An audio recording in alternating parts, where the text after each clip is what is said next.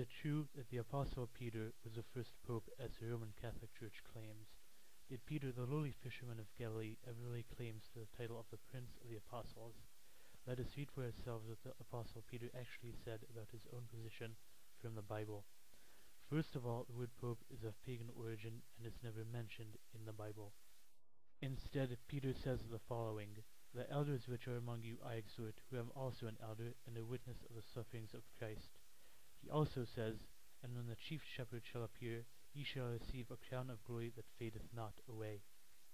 The Roman Catholic Church says that Jesus founded his church upon Peter, based on the following Bible verse: "And Simon Peter answered and said, Thou art the Christ, the Son of the living God. And Jesus answered and said unto him, Blessed art thou, Simon Bar-Jonah, for flesh and blood hath not revealed it unto thee, but my Father which is in heaven. And I say also unto thee that thou art Peter, and upon this rock I will build my church, and the gates of hell shall not prevail against it." However, many early church fathers claim that Peter's faith is the basis of the church. Besides, the Bible says many times that Jesus is the rock, for example in this verse: "And did all drink the same spiritual drink, for they drank of that spiritual rock that followed them, and that rock was Christ." Linus is said to have been the second pope after Peter from 67 to 76 AD. However, we must first note that the Bible says the apostles held primary positions in the church.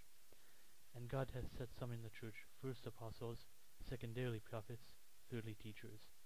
The Apostle John, the author of Revelation, outlived both Peter and Linus. How could Pope Linus and the Apostle John be the first in the church simultaneously?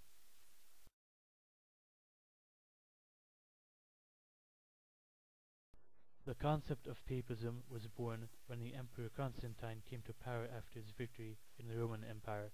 Constantine made Christianity the state religion and set up 5 patriarchates to rule the Christian world: Alexandria, Jerusalem, Antiochia, Constantinople, and lastly Rome, which became the most powerful. During this time, Christian unity, tied together by the gospel, was replaced by an outward unity based on church hierarchy. Gradually, many pagan heresies crept into the church. Even popes in the early centuries held to fatal heresies, giving proof against papal infallibility. For example, Pope Liberius held to the heresy of Arianism, which denied the deity of Christ, saying he was only a created being. The popes at this time were also becoming quite avaricious and ambitious, such as Pope Damasus, who was supposed to have killed his rivals. Pope Zosimus held to Pelagianism, which said that man is basically good and unaffected by original sin. During the 5th century, Rome was attacked by a number of pagan tribes. First, Alaric and the Vandals conquered Rome in 410 AD. Then, Attila the Hun attacked Rome in 452, but spared the city after Pope Leo I negotiated with him. Leo I was looked upon as protector of Rome, which greatly increased his power. Since the seat of the Roman emperor was left empty, Leo took it and declared that he, as a bishop of Rome, was the successor of the emperor, but not Peter.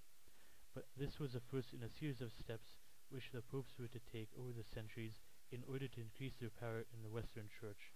Eventually, the bishops of Rome extended their rule over all the Church, as we shall see in Part 2.